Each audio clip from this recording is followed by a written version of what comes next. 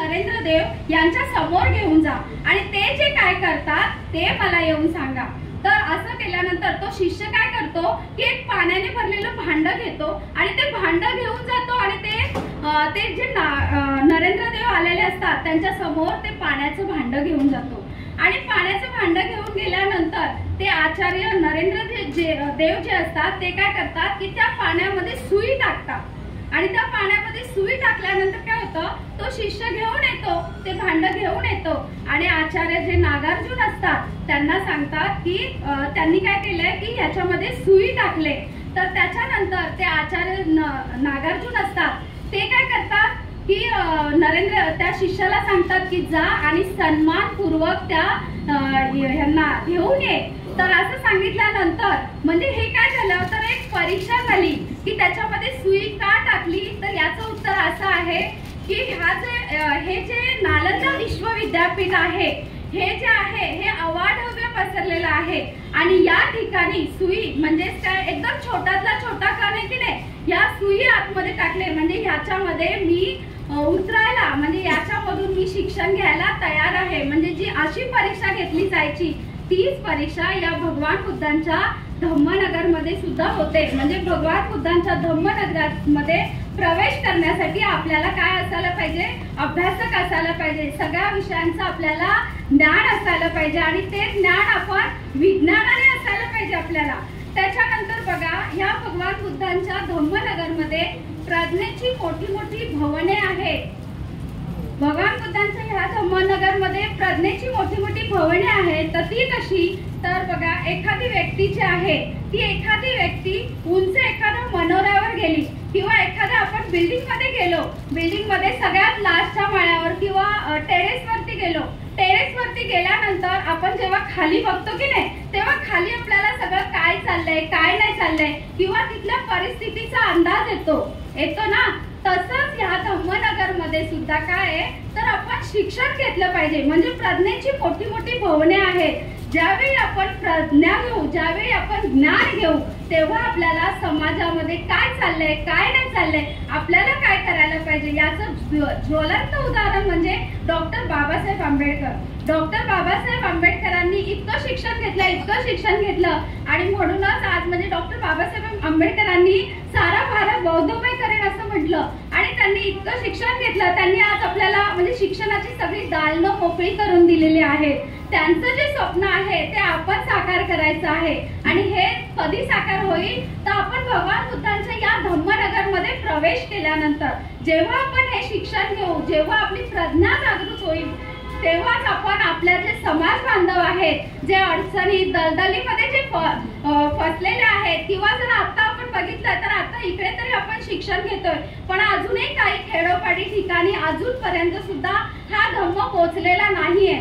तर आपण म्हणजे नुसतं आपण बौद्धाचार्य झालो किंवा आपण बौद्धाचार्य झालो म्हणजेच आपलं काम संपलेलं नाही तर आपण सुद्धा या देशामध्ये या जगामध्ये तळागाळामध्ये जाऊन या धम्माचा प्रचार आणि प्रसार करायला पाहिजे तरच आपण या धम्मनगरामध्ये प्रवेश घेऊ शकतो। आणि हेच भगवान बुद्धांचं ज्ञानाचं जे बोलत होतं प्रज्ञेची मोठी मोठी भवनं आहेत म्हणजेच काय तर आपली प्रज्ञा जागृत करणे।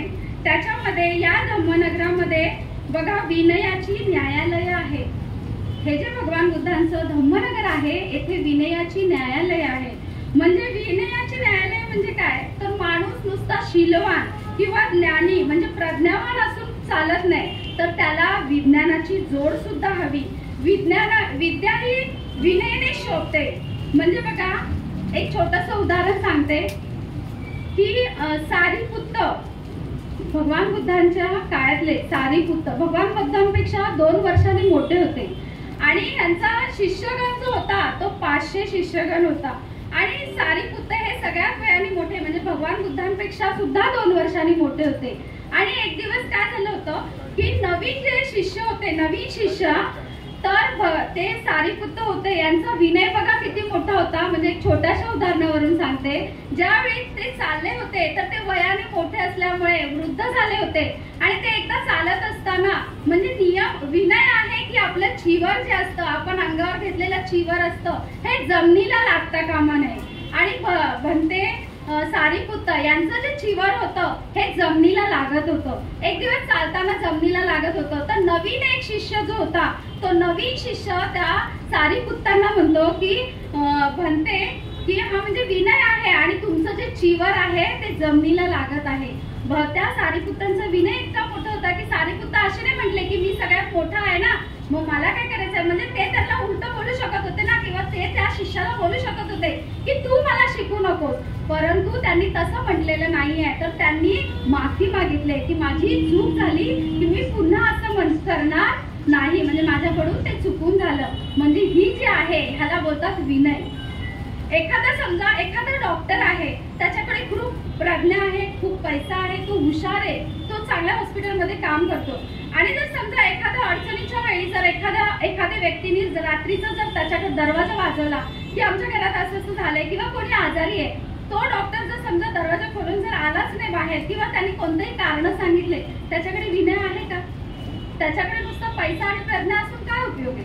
म्हणून माणसाकडे विनय पाहिजे, की नम्रता पाहिजे, की आपल्या बोलण्यात, आपल्या वागण्यात, आपल्या चालण्यात ह्या सगळ्या गोष्टीमध्ये विनय पाहिजे. आणि हे भगवान बुद्धांचं विनयाचं दार आहे की जे आपल्याला विनयाने, म्हणजे विद्या ही विनयाने शोभते.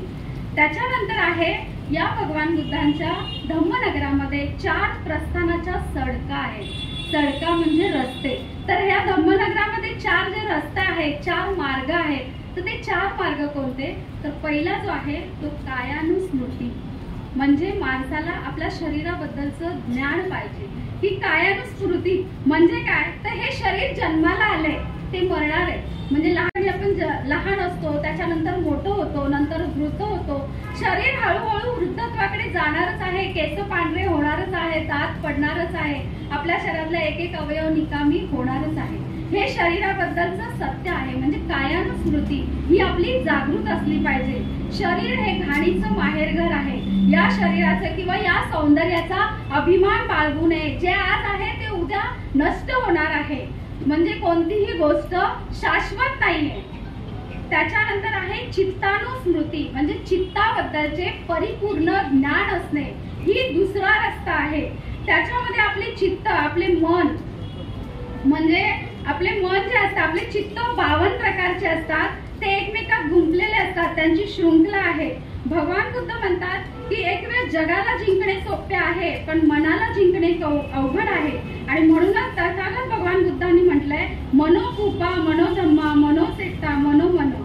सर्व वाईट गोष्टींचे केंद्रबिंदू हे मनच आहे.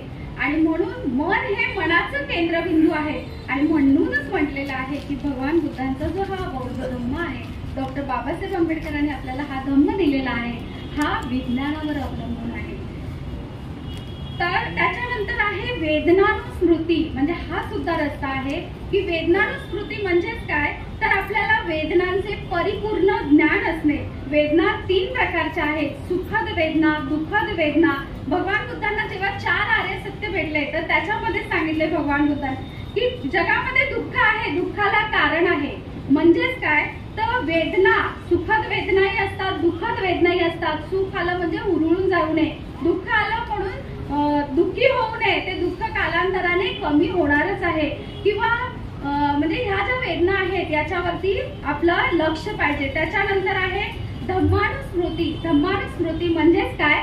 तर आपला हा जो बौद्ध धम्म आहे, या धम्माबद्दलचं आपल्याला पूर्ण ज्ञान असणं. आपला बौद्ध धम्म जो आहे तो 9 अंगाने परिपूर्ण आहे आणि 48,000 स्कंदांनी युक्त आहे. त्याचे परिपूर्ण ज्ञान असणे आपल्याला माहिती असते जरुरी आहे.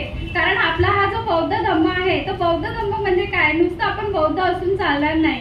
तो बौद्ध धर्मामध्ये काय काय गोष्टी आहेत की ज्या गोष्टी आपल्याला आचरण करायला पाहिजे. बौद्ध धम्म हा मुळात आचरणावर आहे. आपला धम्म सांगतो आचारो परमो धम्मो. आपण कोणत्याही गोष्टी अंधश्रद्धेने पाळत नाही किंवा लोक सांगतात म्हणून पाळत नाही. जसं भगवान बुद्धांनी कालम सुद्धा सांगितलंय, कोणी सांगितलं म्हणून मानू नका, तुम्हाला काय पटतंय. भगवान बुद्धांनी जेव्हा आपल्याला बौद्ध धम्म दिला किंवा डॉक्टर बाबासाहेब आंबेडकरांनी आपल्याला बौद्ध धम्माच्या ओटीत टाकलं, ज्यावेळी बाबासाहेबांनी आपल्याला 22 प्रतिज्ञा दिल्या किंवा बौद्ध धम्म दिला, तेव्हा बाबासाहेबांनी असं सांगितलं नाही तुम्हाला, कोणालाही सांगितलं नाही की तुम्ही या बौद्ध धम्मामध्ये. तुम्हाला जर पटलं तर तुम्ही या. तुमचं मन तुम्हाला काय सांगतंय ते बघा. म्हणजेच काय, आपला हा जो बौद्ध धम्म आहे, या धम्मामध्ये जे काय आहे, पंचशील आहे, अष्टशील आहे, 10 पारमिता आहे, या सगळ्यांचं आपल्याला ज्ञान असणं आवश्यक आहे.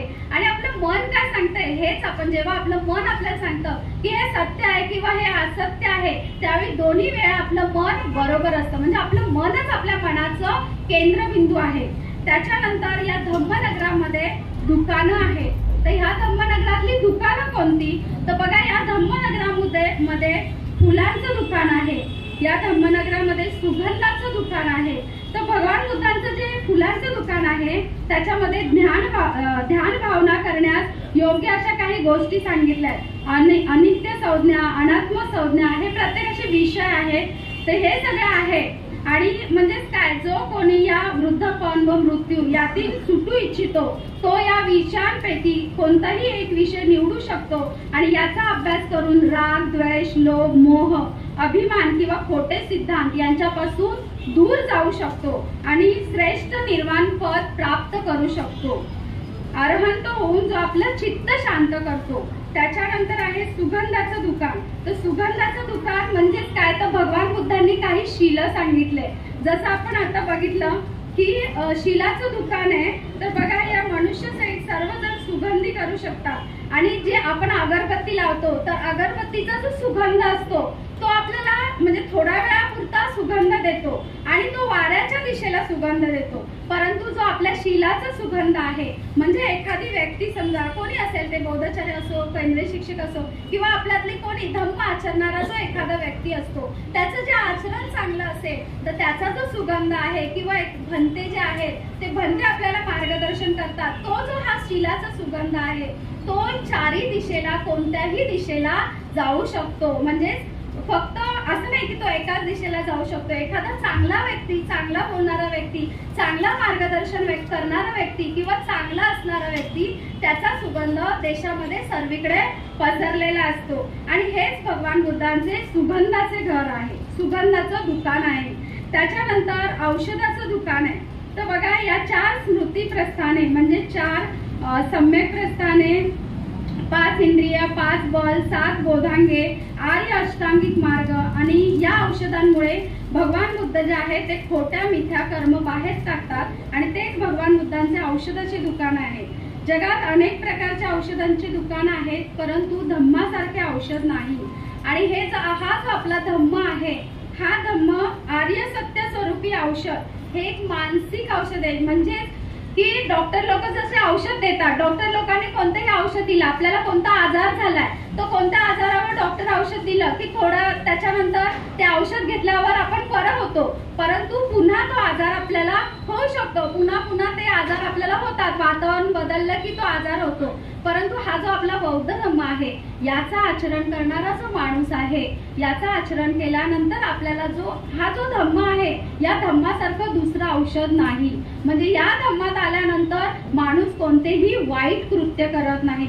म्हणजेच हे धम्म, हे जे औषध आहे, जसं बाबासाहेबांनी आपल्याला 22 प्रतिज्ञा दिल्या, तर बाबासाहेबांनी ज्या 22 प्रतिज्ञा दिल्या त्यावेळी बाबासाहेबांनी काय केलं माहिती का, 22 प्रतिज्ञा देत असताना बाबासाहेबांनी भंते चंद्रमणी यांच्याकडून दीक्षा घेतली. भंते चंद्रमणींना बाबासाहेबांनी विचारलं की दीक्षा देताना म्हणजे तुम्ही काय करा, तर भंते चंद्रमणींनी त्रिसरण आणि पंचशील दिलं. परंतु बाबासाहेबांनी आपल्याला दीक्षा देताना बाबासाहेबांनी सांगितलं, म्हणजे बाबासाहेबांनी आपल्याला दीक्षा दिली त्यावेळी बाबासाहेबांनी त्रिसरण आणि पंचशील याच्या बरोबर 22 प्रतिज्ञा सुद्धा दिल्या. तर या 22 प्रतिज्ञा देत असताना बाबासाहेबांनी ज्या पहिल्या 8 ज्या प्रतिज्ञा आहेत त्या सगळ्या अंधश्रद्धेच्या विरुद्ध आहेत की मी काय करणार नाही. आणि या 22 प्रतिज्ञा देत असताना बाबासाहेबांनी म्हणजे एकेका फुलस्केपवर एक प्रतिज्ञा लिहिली. तर ती का लिहिली, आणि ते लिहत असताना बाबासाहेबांनी डोळ्याला चष्मा सुद्धा लावला नव्हता. तर का, तर त्या प्रतिज्ञा बोलताना स्वतःमध्ये आणि त्याच्यामध्ये कृत्रिम अडथळा सुद्धा नको होता. आणि म्हणून आपल्या समाजासाठी बाबासाहेबांनी आज इतकं केलं. आपण आज जो खातोय तो घास आणि घेतोय तो श्वास, हा डॉक्टर बाबासाहेब आंबेडकरांची देण आहे आणि हे आपण कधीच विसरता कामा नये. तर हे जे आहे ते आहे फुलांचं दुकान, औषधांचं दुकान. त्याच्यानंतर आपण बघणार आहोत फळाचं दुकान.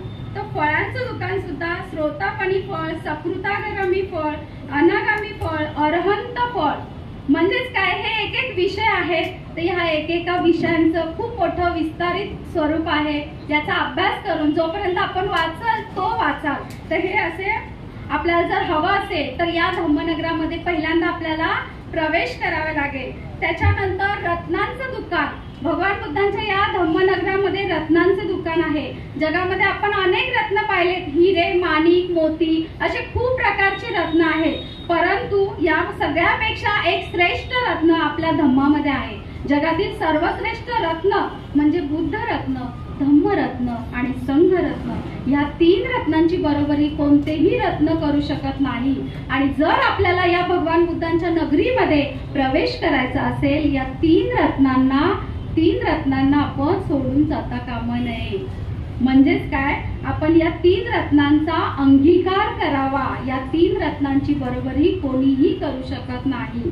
त्याच्यानंतर आहे की या भगवान बुद्धांच्या धम्मनगरातले रहिवासी. तर या भगवान बुद्धांच्या धम्मनगरामध्ये कोण कोण रहिवासी आहेत? तर या धम्मनगरामध्ये बघा, भगवान बुद्धांच्या धम्मनगरीमध्ये पंचशिलेचं पालन करणारे, अष्टशिलेचं पालन करणारे, उपोषण व्रत धारण करणारे, 227 शेती पाळणारे श्रामणेर भिक्षू आहेत, एक वेळ भोजन करणारे, तसेच 75 नियमांचे पालन करणारे असे हे सगळे रहिवासी आहेत, भिक्षू आहेत. चिंध्यांचे चिवर वापरणारे भिक्षू या धम्मनगरामध्ये आहेत, ज्यांच्या तृष्णा नाहीशा झाल्या. आणि तृष्णा नाहीशा होतात तेव्हाच माणूस अरहंत होतो. बुद्ध, जसं आपण म्हणतो की बुद्ध म्हणजे तथागत भगवान बुद्ध, पण बुद्ध म्हणजे कोणी व्यक्ती नाही, तर बुद्ध म्हणजे काय, तर ज्ञानी माणूस. बुद्ध कोणी होऊ शकतं, बुद्ध आपणही होऊ शकतो. तेवढं ज्ञान आपल्याकडे पाहिजे आणि ते मिळवण्यासाठी आपण या धम्मनगरीमध्ये प्रवेश केला पाहिजे. आपण सगळ्या तृष्णांवरती मात केला पाहिजे. करतो का आपण तृष्णांवरती मात? नाही करू शकत. आपण जरी घरून इथे आलोय, आज आपल्याला इथे यायचं होतं, तरी सुद्धा म्हणजे आपल्या अर्ध्या इच्छा तर घरीच राहिल्यात. बापरे, मला घरी किती वाजता जायचंय, मी किती वाजता जाईल, माझं हे काम राहिलंय. म्हणजे आपल्या कोणत्या ना कोणत्या तरी तृष्णा आहे, म्हणून आपण या तृष्णांवरती मात करू शकत नाही. तर तृष्णा जे बनते असतात त्यांनी या सगळ्या तृष्णांवरती मात केलेली असते. आपण जे संसारात राहून या धम्मामध्ये काम करत असतो, म्हणजे आपण सुद्धा बौद्धाचार्य म्हणा, बौद्धाचार्य, केंद्रीय शिक्षिका सगळे जे आहेत या धम्मनगरामधले रहिवासी आहेत. त्याच्यानंतर आपण बघणार आहे की या धम्मनगरामध्ये वकील सुद्धा आहेत. तर या भगवान बुद्धांच्या धम्मनगरामध्ये वकील आहेत. तर वकील म्हणजे कोण? तर हा धम्म जो आहे हा भगवान बुद्धांचा धम्म. वकील म्हणजे भगवान बुद्धांचा हा जो धम्म आहे, बौद्ध धम्म. बौद्ध धम्म इतका सोपा नाहीये की जो तुम्ही एका तासामध्ये किंवा एका दिवसामध्ये मांडता येण्यासारखा सोपा नाहीये. तर बौद्ध धम्म हा आचरणात आणायला आपला जन्म पुरत नाही. तर हा बौद्ध धम्म जो आहे, जो अत्यंत सूक्ष्म पद्धतीने जो जाणतो, तो या बौद्ध धम्मनगरामधला वकील आहे. ते या धम्मनगरामध्ये आणि जे असं म्हणजे जे हा धम्म जाणतात की हा प्रथम सुद्धा हा बौद्ध धम्म कल्याणकारक आहे, मध्य सुद्धा याचा कल्याणच आहे आणि अंत सुद्धा याचा कल्याणच आहे, हे ज्यांनी जाणलं, हा मतितार्थ ज्यांनी जाणलाय, तो खरा बौद्ध धम्माचा म्हणजे या धम्मनगरीतला तो वकील आहे. त्याच्यानंतर या धम्मनगरीमध्ये जे वकील आहे, म्हणजे बघा की आपल्या बौद्ध धर्मामधले जे प्रश्न असतात, म्हणजे तुम्ही आनंद मिलित प्रश्न वाचला असेल कोणीही, तर याच्यामध्ये कसं म्हणजे जसं सूक्ष्मातला सूक्ष्म प्रश्न आणि याची उत्तरं जे देऊ शकतात, म्हणजे बौद्ध धम्म परिपूर्ण ज्यांनी जाणलाय ते या धम्मातले वकील आहेत. त्याच्यानंतर या धम्मामध्ये बॅरिस्टर सुद्धा आहे. जसं बौद्ध धम्म हा 9 अंगाने आणि 84,000 धम्मस्कंदाने युक्त आहे आणि हा धम्म ज्यांनी सूक्ष्म जाणलाय ते या धम्मातले अर्थ सांगू शकतात आणि ते आहेत या बौद्ध धम्मातले बॅरिस्टर.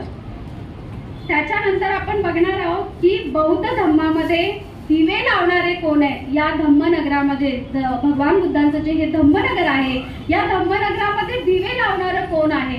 तर हे दिवे लावणारे कोण आहे बघा, ज्यांना धम्म समजला, जे काया वाचा आणि मनाने या धम्माचं आचरण करतात, ज्यांची प्रज्ञा जागृत आहे आणि जे आपल्या या प्रज्ञेच्या बळावर या मनामध्ये धम्म आचरतात आणि तो इतरांना आचरणाची प्रेरणा देतात। म्हणजे नुसतं मी शिकले म्हणजे झालं नाही, मला धम्म कळला म्हणजे झालं नाही, किंवा माझ्याजवळ ज्ञान आहे नुसतं माझ्याजवळ ठेवलं तर त्याचा काहीच उपयोग नाही। पूर्वी जसं असं म्हण होती की जिच्या हाती पाळण्याची दोरी ती या जगाचा उद्धार करेल, परंतु ती म्हण तशी नाही आहे। जिच्या हाती धम्माची शिदोरी ती या जगावरती राज्य करेल। म्हणजे आता फक्त असं नाही की आपल्याला येत आहे फक्त आपल्या पुरतं ठेवावं, नाही, हा धम्म जो आहे तो तुम्ही जेवढा द्याल ते प्रज्ञा जागृत करणार आहे। आणि आपल्याला जर या धम्मनगरामध्ये प्रवेश घ्यायचा आहे तर आपल्याला सुद्धा या धम्मनगरीमधले दिवे लावणारे व्हायला पाहिजे। म्हणजे आपल्याला सुद्धा या धम्माचा सखोल पद्धतीने अभ्यास करायला पाहिजे। त्याच्यानंतर आहे या धम्मनगरातले सेनापती ज्यांनी यश संपादन केले आहे, जे स्वतःवरती विजय मिळवला आहे आणि जे या धम्मनगरामध्ये अरहंत भिक्षू आहेत ते या ठिकाणचे कोण आहेत तर सेनापती आहे। त्याच्यानंतर या धम्मनगरामध्ये सगळ्यात शेवटी जे आहे ते या धम्मनगरामध्ये शेठ सावकार सुद्धा आहेत। तर शेठ सावकार म्हणजे असं नाही की ज्यांच्याकडे आज आपण शेठ सावकार कोणाला बोलतो किंवा आज आपण श्रीमंत कोणाला बोलतो, तर ज्यांच्याकडे पैसे आहेत त्यांना। तर भगवान बुद्धांच्या धम्मनगरामधले शेठ सावकार ते नाही आहेत। तर भगवान बुद्धांच्या धम्मनगरामध्ये जर आपल्याला शेठ सावकार व्हायचंय, आपण सगळे शेठ सावकार होऊ शकतो, फक्त आपली प्रज्ञा जागृत पाहिजे, आपल्याकडे ज्ञान पाहिजे, आपल्याकडे ज्ञानाचा कोश पाहिजे। आणि या धम्मनगरामध्ये ज्याच्याकडे ज्ञानाचा खजिना आहे, ज्याचं शील समाधी प्रज्ञा या आभूषणाने जे नटलेले आहेत, ज्यांच्याकडे विचारांचा साठा आहे आणि जे सतत काही ना काही दान देत राहतात, ते या धम्मनगरातली शेठ सावकार आहे। जसं डॉक्टर बाबासाहेब आंबेडकरांनी सांगितलंय की आपल्या कमाईतला आपण 20वा भाग जो आहे तो या धम्मासाठी दान केला पाहिजे। तर आपल्या धम्मामध्ये जे कोणी दान करतात ते या धम्मनगरीतले कोण आहेत, शेठ सावकार आहेत। जे पैशाने नुसते श्रीमंत आहेत त्यांना शेठ सावकार नाही बोलतात। नुसते आपल्याकडे पैसा आहे पण दान करण्याची दानतच नाहीये। तुम्हाला माहिती आहे की सम्राट अशोक सम्राट अशोकाने जेव्हा हा बुद्ध धम्म 84,000 स्तूप बांधले त्यांनी, पण ते धम्माचे दायक नाही झाले, तेव्हा त्यांनी भंतेंना विचारलं की या धम्माचा दायक होण्यासाठी मला काय करावं लागेल। त्यावेळी भंतेंनी त्यांना सांगितलंय की तुम्हाला स्वतःचं मूल या धम्मासाठी दान द्यावं लागेल। मग त्यांनी काय केलं की आपली मुलगी जी आहे संघमित्रा आणि आपला मुलगा महामहेंद्र यांना या धम्मासाठी दिलेला आहे आणि ते सम्राट अशोक सुद्धा या देशात दायक बनलेले आहेत। अशा अनेक अनेक अनेक दानव आहेत। आम्रपाली आहे, विशाखा आहे, विशाखाने पुब्बारा महल दिलेला आहे। पुब्बारा महल जो 9 करोडवर उभारलेला आहे। म्हणजे वेळुवन दिलेला आहे, जेतवन दान दिलेलं आहे। म्हणजे त्यावेळी इतके दानशूर व्यक्ती होते। आजही या धम्मनगरामध्ये जर आपल्याला प्रवेश करायचा असेल तर आपण सुद्धा या धम्मासाठी दान दिला पाहिजे। शेवटी हा धम्म उभा कशावर राहतो तर दानावरच राहतो। दान दिल्यानेच हा धम्म वाढणार आहे, कारण की कोणतीही गोष्ट आपल्याला करायची झाली, जर हा आपल्याला धम्म वाढवायचा आहे तर तो कोणतेही सोंग काढून चालत नाही। म्हणूनच आपल्याला या धम्मासाठी दान देणं खूप आवश्यक आहे आणि जे दान देतात तेच या धम्मनगरातले शेठ आणि सावकार आहेत। आपण या धम्मनगरामध्ये प्रवेश घेण्यासाठी प्रज्ञावान, शीलवान आणि त्यागी होऊन या धम्मनगरामध्ये सर्वजण प्रवेश मिळूया आणि आपण सुद्धा ज्ञानी होऊया। आणि डॉक्टर बोधिसत्व बाबासाहेब आंबेडकरांना अभिप्रेत असलेला समाज आणि या समाजासाठी सद्वर्तनी, सदाचारी, बुद्धी आणि प्रामाण्यवादी, विज्ञानवाष्ट समाज निर्माण करू। आणि आपण सुद्धा या समाजाप्रती आपलं सुद्धा कर्तव्य आहे की नुसतं आपण केंद्रीय शिक्षिका झालो, बौद्धाचार्य झालो म्हणजे सगळं झालं नाही। हा धम्म कसा वाढवायचा, हा धम्म तळागाळातल्या लोकांपर्यंत कसा पोहोचवायचा हे आपल्याच हातात आहे आणि आपण सुद्धा या धम्मनगरामध्ये प्रवेश करू। बस हा माझा विषय मी इथेच थांबवते। जय भीम, नमो बुद्धाय, नमो संघाय, जय।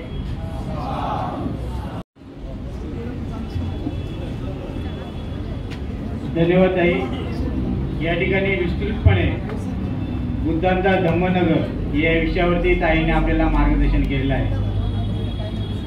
त्यांनी बोलता बोलता आपल्या भाषणामध्ये अनेक मुद्दे आणि मुद्द्यांना स्पर्श करून आपल्याला स्पष्टीकरण देखील दिलेलं आहे. बुद्धाने मनाला केंद्रबिंदू मानून आपला या ठिकाणी नगर जे केलेलं आहे. बुद्ध म्हणतात आपण जे आहोत तो आपल्या विचारांचा परिणाम आहे. आपण आपल्या विचारातून आपल्या सभोवताचं जग निर्माण करत असतो. सुख आणि दुःख हे आपल्याच मनाची दोन अंगे आहेत. म्हणून एक विमय लिमे एका काव्यामध्ये म्हणतात, घर असावे घरासारखे नको तू नुसत्या भिंती. अरे घर असावे घरासारखे नको तू नुसत्या भिंती, तिथे असावा प्रेम जिव्हाळा नको तू नुसती नाती. बुद्धांना देखील असंच घर अपेक्षित होतं. त्या घरामध्ये क्षमा शांती आणि सुख निर्माण झाले पाहिजे अशा घराची म्हणजे घराचं अपेक्षित होतं. आणि ते घराचं म्हणजे नगर कसं असावं हे अतिशय आपल्या याच्यामध्ये चांगलं आहे. म्हणजे बुद्ध म्हणतात अर्थ दीप भव, म्हणजे हृदयाच्या नगरात हृदयाच्या घरात जर अंधार असेल तर तुम्ही जगातल्या कुठल्याही नगरात कितीही दिवे लावा ते तिथे अंधारच अंधार दिसेल. परंतु स्वतःला जर चमकायचं असेल तर त्याला स्वतःचाच प्रकाश निर्माण करावा लागेल. स्वतःलाच स्वतःचे तेज निर्माण करावं लागेल. तर आपला स्वतःच आपला नगर तेजोमय दिसेल. आपलं स्वतःच नगर तेजोमय दिसेल. अतिशय सुंदर विषय घेऊन ताई आपण विस्तृतपणे एक विषयाला न्याय दिलेला आहे. त्याबद्दल आम्ही बौद्धजन पंचायत समिती सर्व पंचायत समितीच्या वतीने आपल्याला एक सन्मान चिन्ह देऊन सन्मान पत्र देऊन या ठिकाणी आदरणीय सभापती साहेब, उपसभापती साहेब आणि सर्व मान्यवरांच्या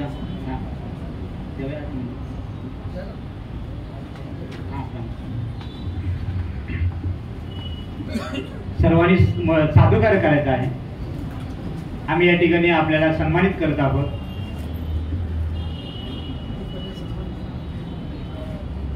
खूप सुंदर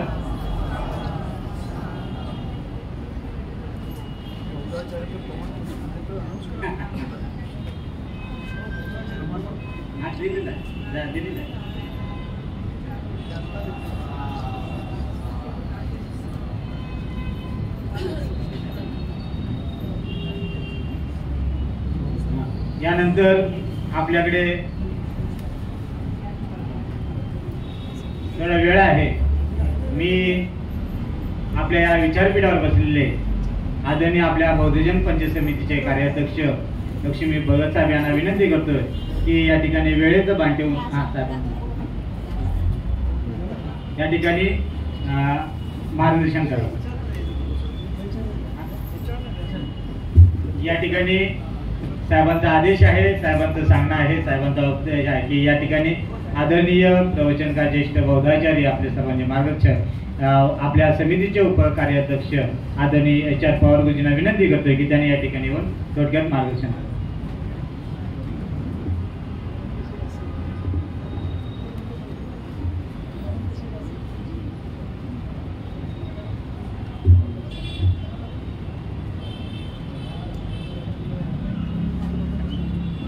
सर्वांना सविनय जय भीम.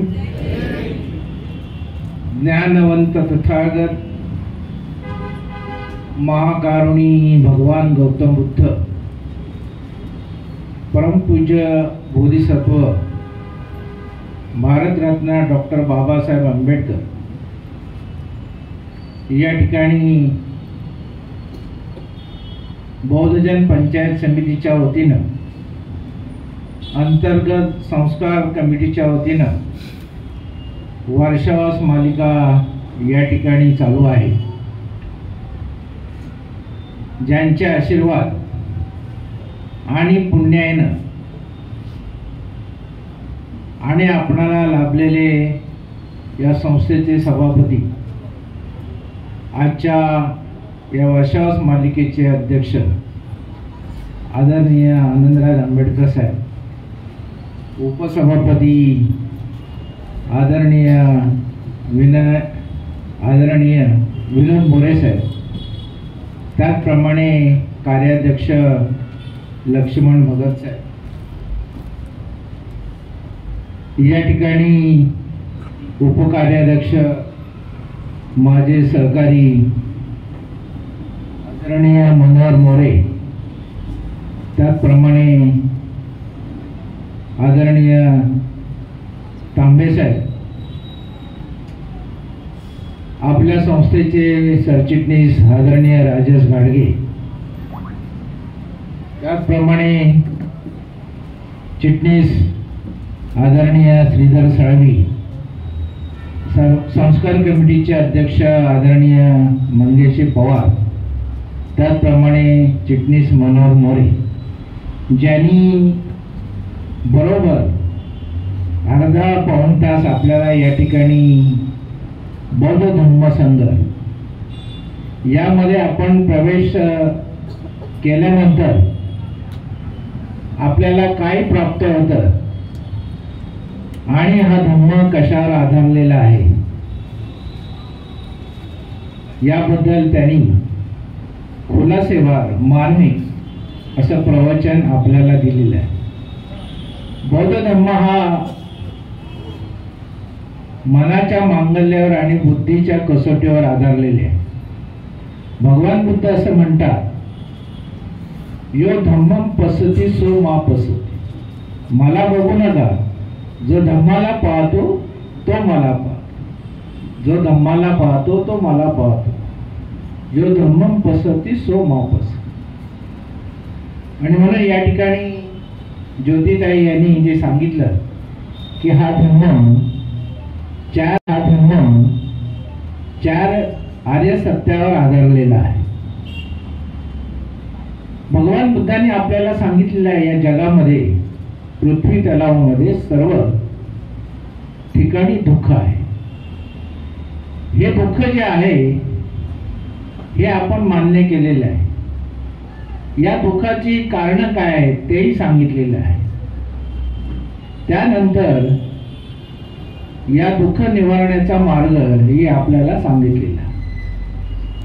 ताईंनी मगाशी सांगितलं की दुःख आहे लोभ, मोह, तृष्णा, माया, अज्ञान. प्रत्येक माणसाला एखादी हवी असणारी वस्तू जर मिळाली नाही तर माणसाला दुःख होतं. परंतु वस्तुस्थिती अशी आहे की दुःख हे आपण समजत असताना सुद्धा आपल्याला जीवनाचा मार्ग जर समजला नाही तर माणूस डोळे असून सुद्धा आंधळ्यासारखा वागतो आणि म्हणून त्याच्या पदरात जास्त दुःख होतं.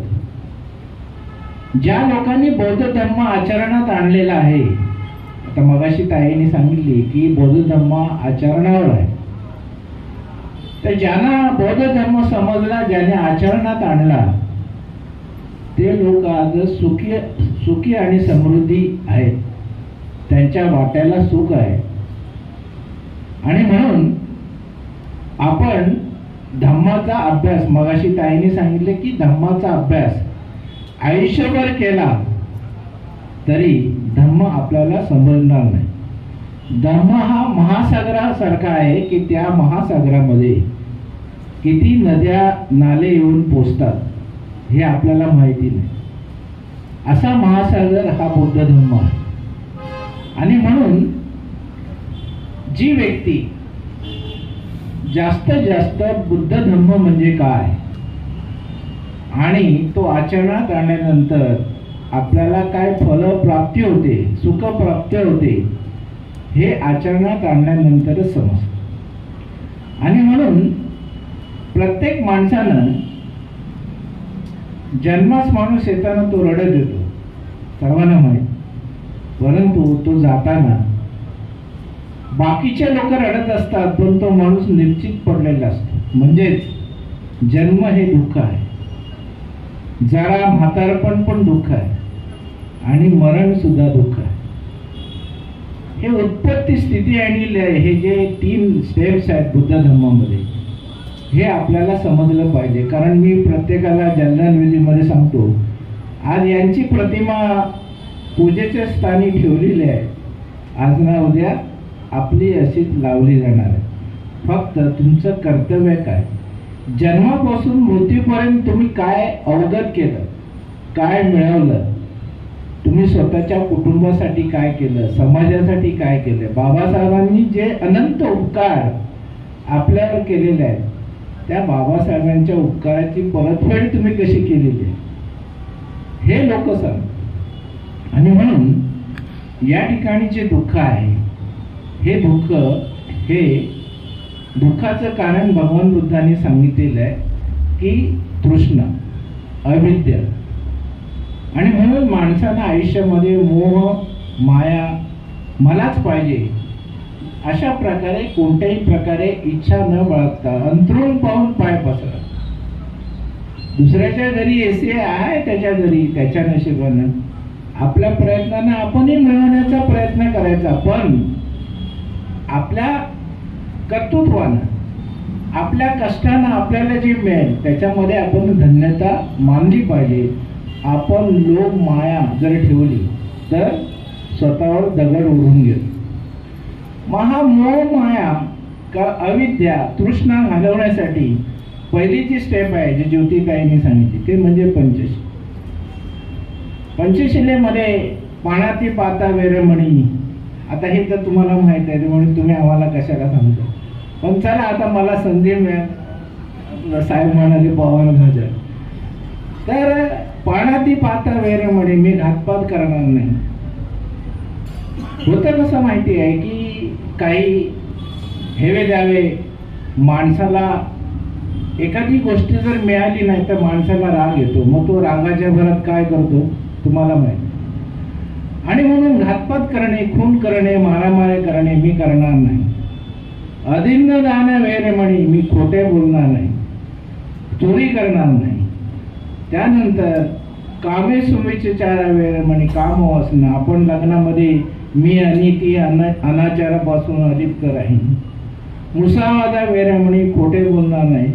आता सध्याच्या परिस्थितीमध्ये आमच्या भगत साहेबांना माहिती आहे आमच्याकडे न्यायनिवाडे येतात, त्याच्यामध्ये मोबाईलवरूनच न्यायनिवाडे जास्त असतात. 1 वर्ष लग्न झालं, पुढच्या वर्षात सुडची.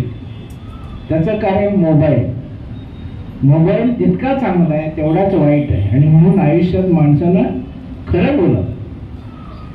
आपण फक्त मुसावादा वेरमणी बोलतो, पण खोटं किती आयुष्यातून बोलतो. मी समजा परेलला असेल तर सांगणार मी CSTला. बरेच लोक असे घरी पण खोटं बोलतात. सुरा मेरे मध्य पमाद खाणार, दारू, गांजा, जे नशेले पदार्थ आहेत त्याचं मी सेवन करणार. आता या ज्या 5 शील आहेत त्या शीलाचं एखादं तरी आपण पालन करायला पाहिजे. परंतु तो आयुष्य गेलं, ज्योतिताई म्हणाली आयुष्य गेलं तरी भगवान बुद्धाच्या धम्माचं आपल्या हातून पालन होणार नाही. परंतु प्रयत्न करायला काय हरकत आहे. ज्यांनी बौद्ध धर्म आचरणात आणलेला आहे ते आज सुखी समृद्धी आहे, त्यांच्याकडे गाडी, बंगला सर्व आहे. परंतु या ठिकाणी 10 दिवसाचं शिबिर करा म्हटलं तर अंगावर काटे उभे राहतात, अशी परिस्थिती. परंतु आज आम्ही या क्षेत्रात मध्ये आल्यामुळं, या म्हणजे ते समजा बौद्धाचार्य झाल्यामुळं म्हणा. धन्यवाद पवार साहेब. त्याने अतिशय या ठिकाणी आपल्या विषयाला घेऊन आपले विचार मांडलेले आहेत.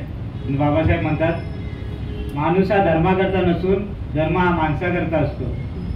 अतिशय या ठिकाणी त्यांनी आपल्या म्हणजे छोट्याशा या संभाषणामध्ये अतिशय माहिती दिलेली आहे. मी यानंतर मगाशी ज्योतिताई बोलल्या की ज्यावेळी आपण नगर तयार करतो तिथे इंजिनियर असावा लागतो. अशाच एका इंजिनियरला मी या ठिकाणी बोलवत आहे की ही जी आपण ज्या इमारतीमध्ये बसलेलो आहोत त्या संपूर्ण इंजिनिअरिंग त्यांनी केलेलं आहे. म्हणून मी म्हणेन लोक म्हणतात माणसानं सोन्यासारखं असावं, लोक म्हणतात माणसानं सोन्यासारखं असावं, पण मी म्हणतो माणसानं सोन्यासारखं नसावं. कारण सोनं फक्त हातात राहतं, सोनं गळ्यात राहतं, सोनं फक्त तिजोरीत राहतं. माणसाने बनायचं असेल तर परिसरासारखं व्हावं, ज्याच्या संगतीत जावं, ज्याच्या बरोबर बसावं, त्यांचं सोनं कसावं करावं, असं आमच्या जीवनाचं सोनं करणारे आपल्या बौद्धजन पंचायत समितीचे सभापती आनंद साहेब यांना विनंती करतो की त्यांनी या ठिकाणी आम्हाला सर्वांना साऱ्यांना संबोधित करावं.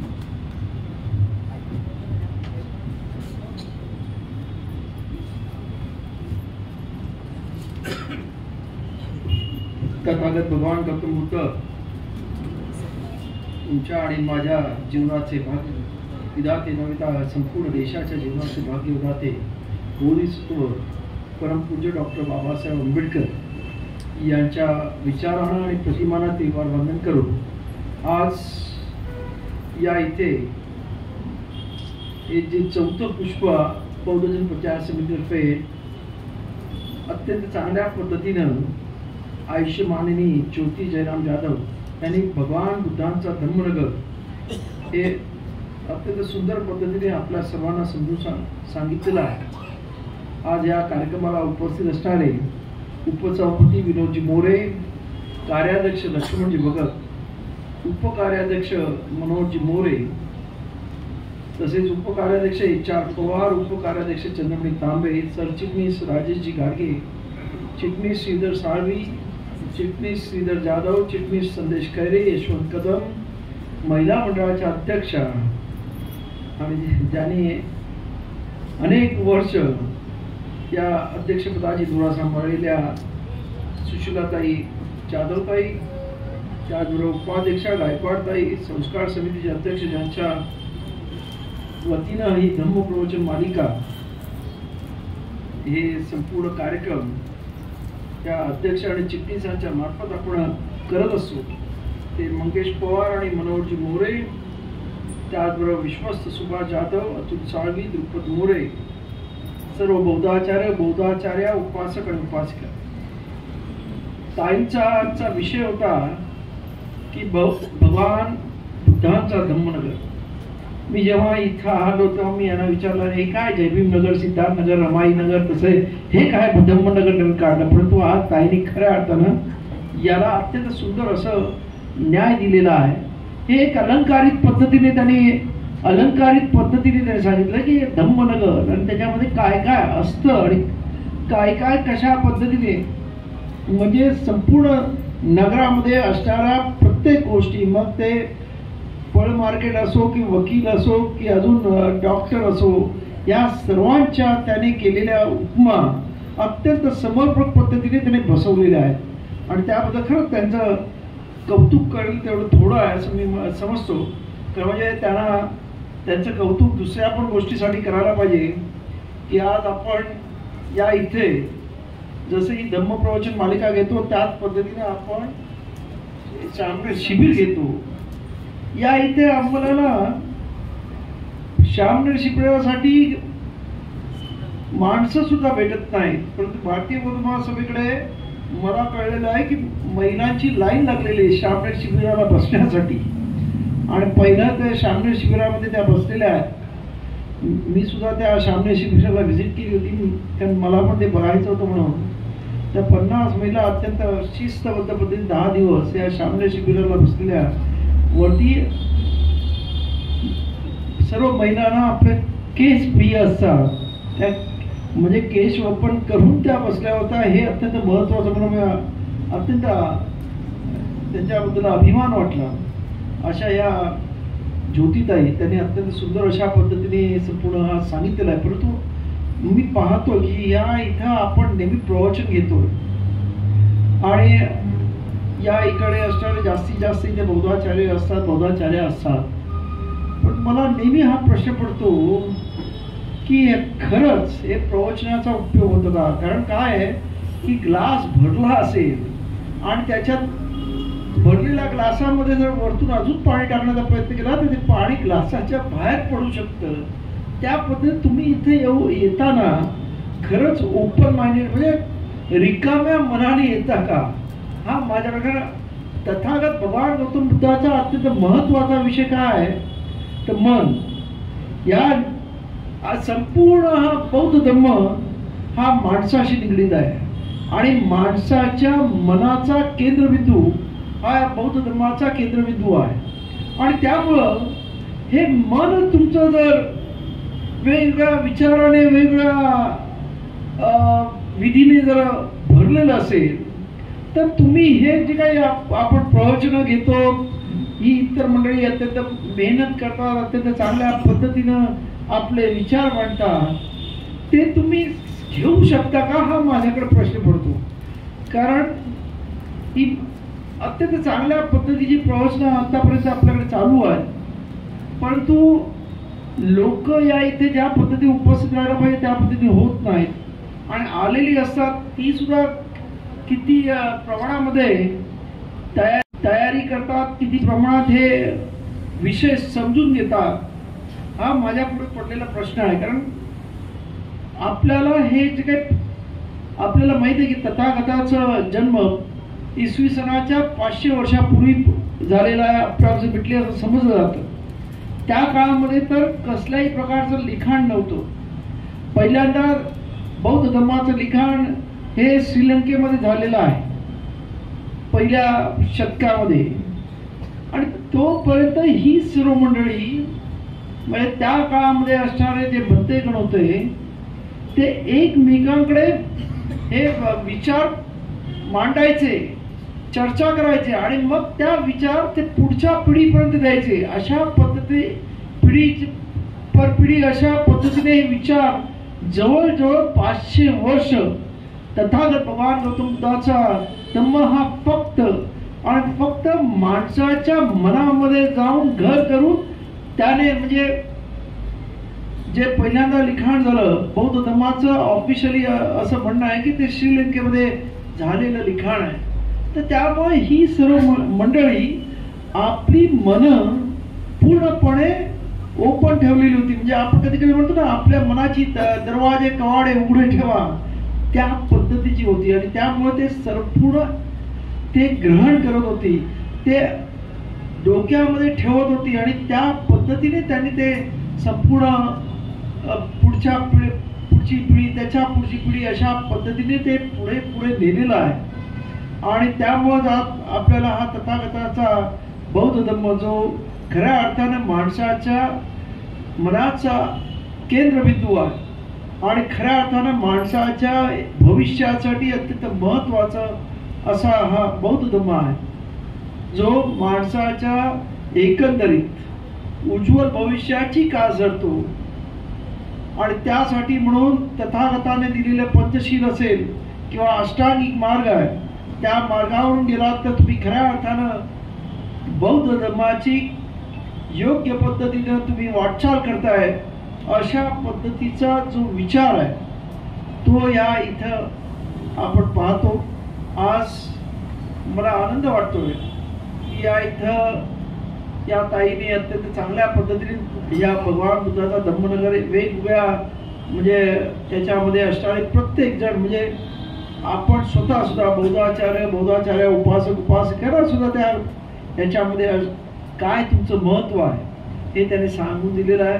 आणि त्यामुळे एकंदरीत हा जो बौद्ध धर्म आहे हा काही धर्म नाही, हा आपल्या सर्वांना माहिती आहे. हा काही म्हणजे आचार वेगवेगळ्या प्रकारचे आता सण आपण पाहतो त्याच्यामध्ये उपवास तपा हे करण्याचा हा धर्म नाही. तर हा धम्म आहे आणि हा अंगीकारण्याचा पंचशील आणि अष्टांगिक मार्ग आपल्या जीवनामध्ये आपण कशा पद्धतीने अंगीकारतो तो मार्ग म्हणजे बौद्ध धर्म आहे हे आपण लक्षात घेतलं पाहिजे. त्यामुळं आज ताईंनी जो अत्यंत चांगल्या पद्धतीनं हे मार्गदर्शन केलेलं आहे त्याबद्दल मी त्यांना धन्यवाद देतो.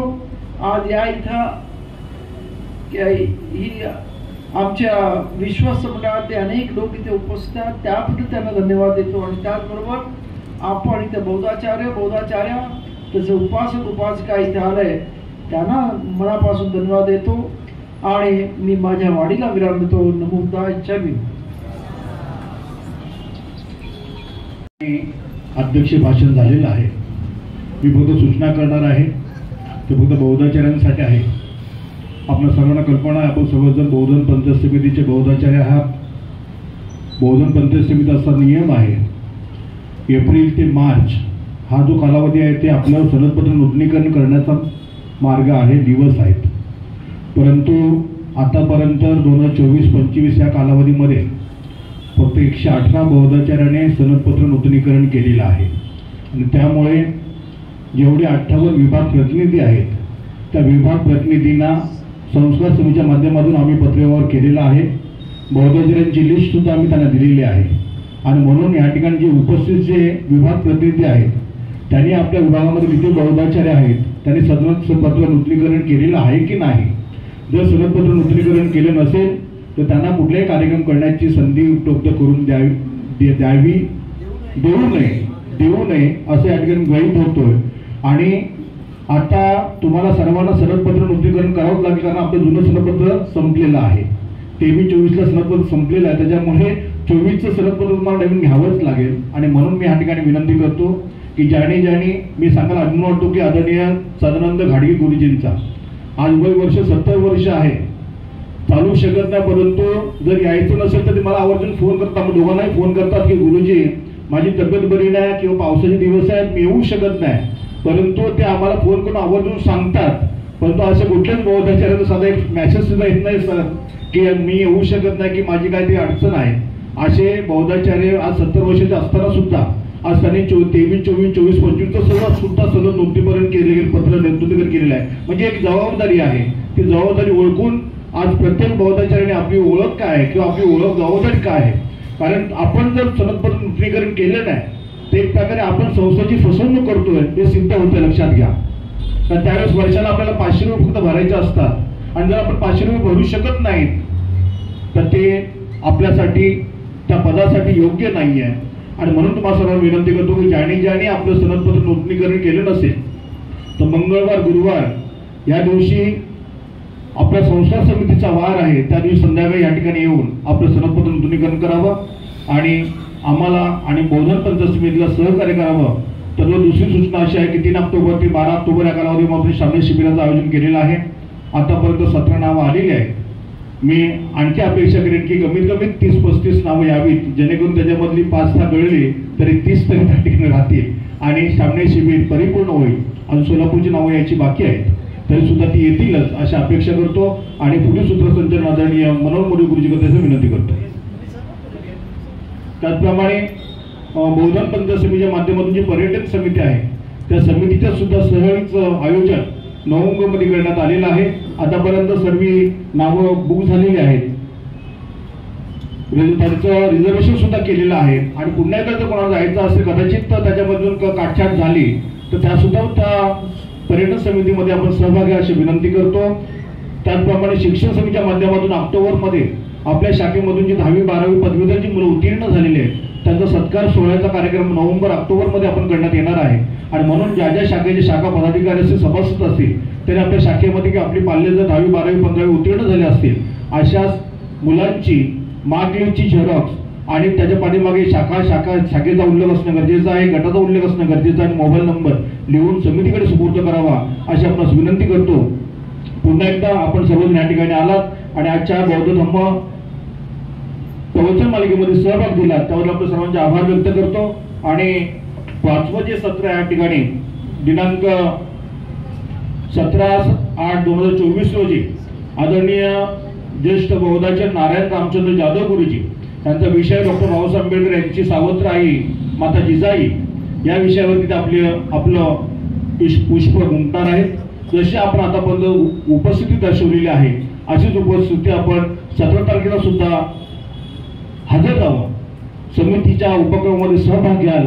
मी पुन्हा एकदा आपल्याला विनंती करतो, तुम्ही कुठेही असाल कोणत्याही शाखेमध्ये कार्यक्रम करा असाल परंतु समितीच्या उपक्रमामध्ये आपला सहभाग घेणं हे आपलं आद्य कर्तव्य लक्षात घ्या.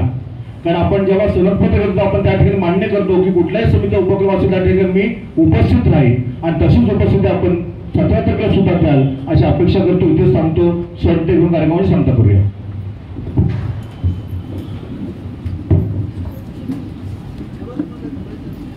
या ठिकाणी विचारपीठावर सर्व उपस्थित मान्यवरांचं मनपूर्वक संस्था समितीच्या वतीने हार्दिक आभार व्यक्त करतोय. आपण बहुसंख्येने या ठिकाणी आलात त्याबद्दल तुमचे आपले देखील या ठिकाणी आभार व्यक्त करून सन्नत झाल्यानंतर हे 4थं पुष्प गुंफलं असं जाहीर करतो. नक्ति मे शरणं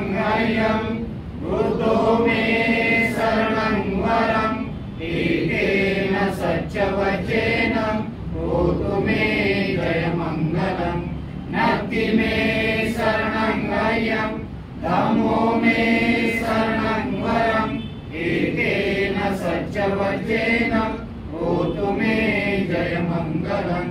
नक्ति मे शरणं गयं संघो मे शरणं वरं एकेन सच्चवचेन होतु मे जयमंगलं. साधु साधु साधु.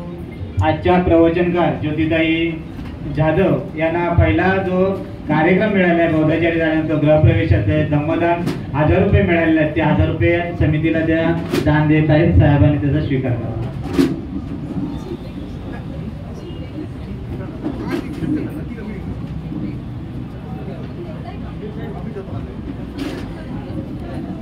दोन मिनिटं थांबा. साधूकार करा.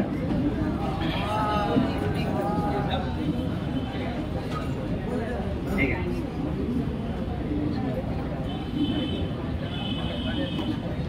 साधू साधू साधू. धन्यवाद ताई. पंचायत समितीच्या वतीने आपल्या